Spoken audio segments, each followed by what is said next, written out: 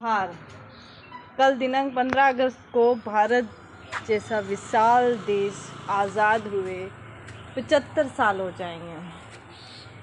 आज़ादी के 75 साल को आज़ादी के अमृत महोत्सव के रूप में मनाया जा रहा है।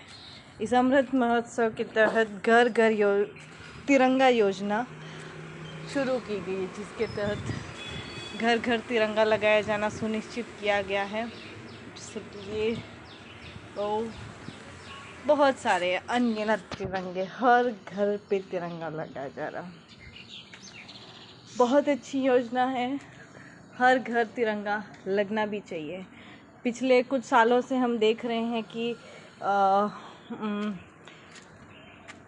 हर गली नुक्कड़ हर चौराहे पे, हर किसी भी प्रकार के संस्थान पे लोग अपने अपने धर्म का, अपने अपने विचारधाराओं का, अपनी अपनी पार्टियों का झंडा लगाते थे। इस अमृत महोत्सव के तहत घर घर तिरंगा योजना के चलते पार्टियों के, धर्मों के और विचारधाराओं के झंडे साइड हो गए। तो ये एक अच्छी बात है। तिरंगा हमारे लिए सभी पार्टियों से बढ़कर है, सभी विचारधाराओं और संगठनों के झंडों से बढ़कर है। लेकिन कहीं अगर हम सोचें तो क्या वास्तव में जो हम अमृत महोत्सव मना रहे हैं, ये अमृत महोत्सव मनाने जैसा इन 75 सालों में क्या हुआ? बहुत हद तक चीज़ें चेंज हुई। हम हज़ारों सालों से जिस जातिवादी मनोवादी विचारधारा के गुलाम थे, उन विचारों से हमको अंग्रेज़ों ने आज़ाद कराया और उन अंग्रेज़ों से हमारे देश के महापुरुषों ने हमें आज़ाद कराया। आज़ादी के बाद एक बहुत बड़ा परिवर्तन ये आया कि देश अब किसी धर्म के इशारे पे नहीं चलता। देश अब संविधान के हिसाब से चलता है। संविधान जिसमें देश के हर प्रकार के लोगों के लिए, हर धर्म के लोगों के लिए, हर क्षेत्र के लोगों के लिए, हर समुदाय के लोगों के लिए समानता सुनिश्चित की गई। लेकिन क्या वास्तव में आज़ादी के बाद अभी भी समानता है? प्रश्न उठता है। तो हम देखते हैं कि हमारा देश अभी भी भूखमरी की लाइन में खड़ा है। हमारा देश भ्रष्टाचार में निरंतर बढ़ता जा रहा है। हमारा देश एक ऐसा देश बन चुका है जहां विकास के नाम पे बने डैम पहली बारिश में लीकेज हो जाते हैं। विकास के नाम पे बने बड़े बड़े रोड पहली बारिश में धंस जाते हैं। खैर, यहाँ सब तो ठीक है, लेकिन आज भी इन आज़ादी के 75 साल बाद भी किसी को जाति के आधार पे पानी पीने की वजह से, स्वर्ण कैटेगरी के व्यक्ति के मटकी से पानी पीने की वजह से मार दिया जाता है। मुसलमान हिंदू को मार देता है। कोई ज़मीनी लड़ाई की वजह से किसी को जला के मार देता है। क्या वास्तव में हमें आज़ादी मिली है? ऐसा सोचने पे ये घटनाएं हमें विवश करती है।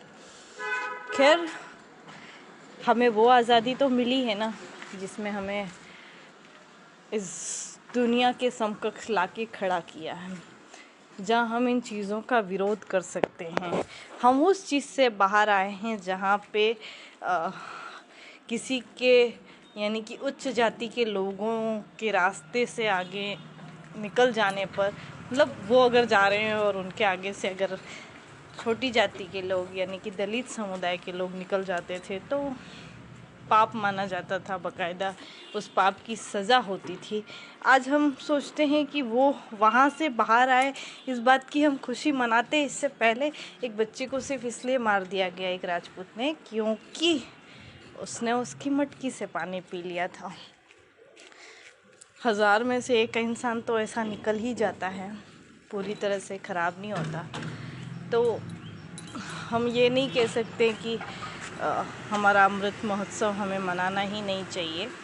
हमें आज़ादी के 75 साल सेलिब्रेट करने चाहिए, क्योंकि हम हज़ारों वर्षों की गुलामी से आज़ाद हुए थे। आज वो भेदभाव करते हैं, वो उनके खून में है, लेकिन प्रशासनिक तौर पे, सरकारी तौर पे इस भेदभाव को कम करने के काफ़ी प्रयास आज़ादी के बाद हुए हैं।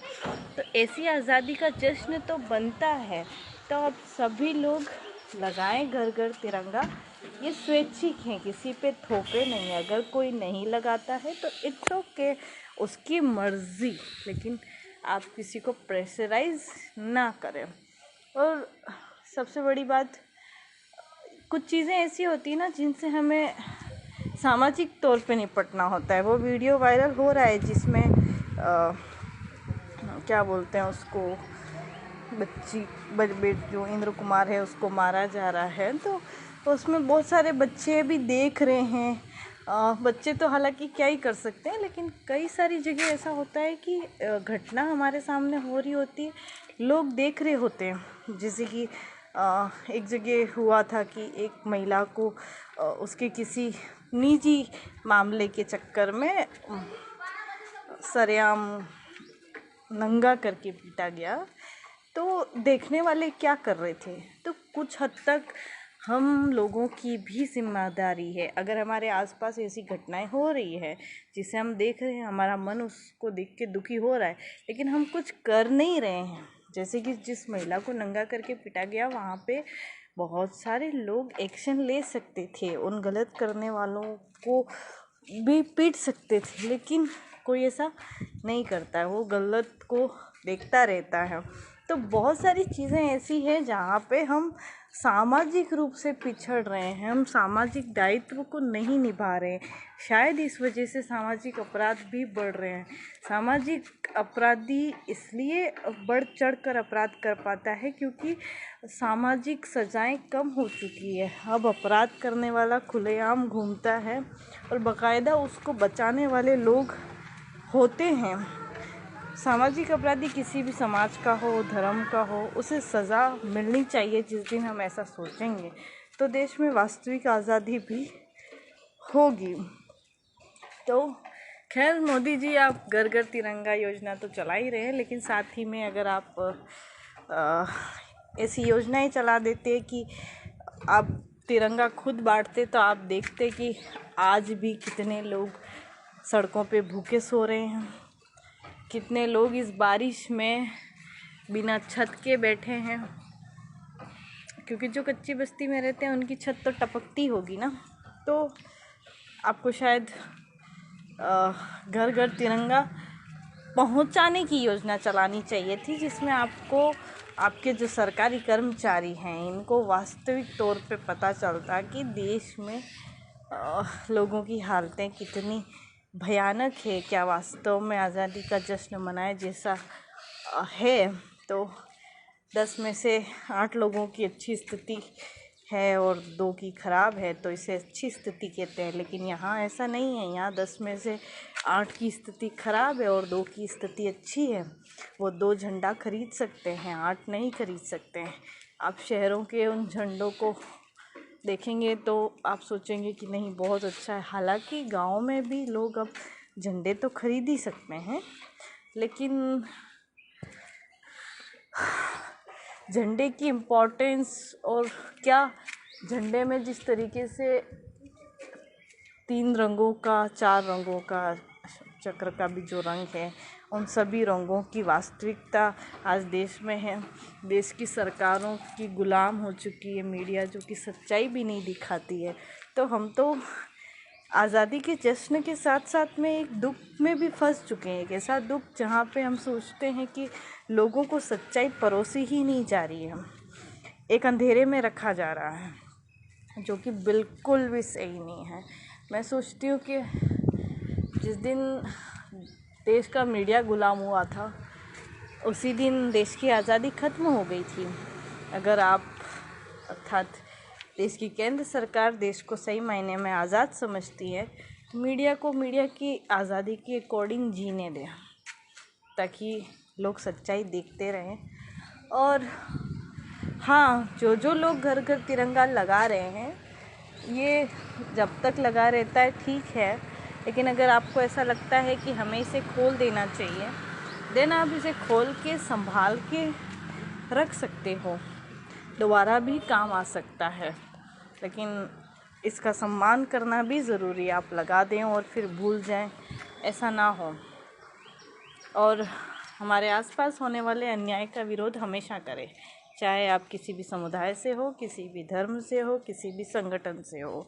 देश में हर प्रकार के संगठन, धर्म और पार्टी के झंडे हमारे तिरंगे झंडे से कम होने चाहिए। तिरंगा सबसे महान है और उसकी जगह भी ऊंची होनी चाहिए। अगर आप किसी और प्रकार के झंडे को लगाते हैं तो आपको उस झंडे से बड़ा तिरंगा लगाना चाहिए। जैसे कि आदिवासियों का जब आदिवासी दिवस 2022 मनाया गया तो आदिवासियों ने एक बहुत अच्छा संदेश लोगों को दिया। वो ये था कि हर प्रकार के जुलूस, छोटे से छोटे गांव से लगा करके बड़े से बड़े शहर, अगर उनके पास उनके संगठनों का, उनकी विचारधाराओं का या उनकी एकता से संबंधित कोई झंडा था तो अनिवार्य रूप से उन झंडों के बीच में तिरंगा भी था। उन्होंने तिरंगा को उतना ही सम्मान दिया जितना कि अन्य झंडों को दिया। तो हम आदिवासी समाज से सीख सकते हैं कि हम कैसे अपने संगठनों और धर्म और पार्टियों के झंडे को तिरंगे से छोटा समझें और तिरंगे को सम्मान दें, क्योंकि तिरंगे से बड़ा कोई और झंडा इस देश के लिए हो ही नहीं सकता। तो सभी को जोहार, सभी को आज़ादी के 75 वर्ष पूरे होने की शुभकामनाएं। सभी ये 15 अगस्त अच्छे से मनाएं। हम हमारी आज़ादी के साथ साथ सामने वाले की आज़ादी का भी ख्याल रखें। जय जोहार, जय आदिवासी।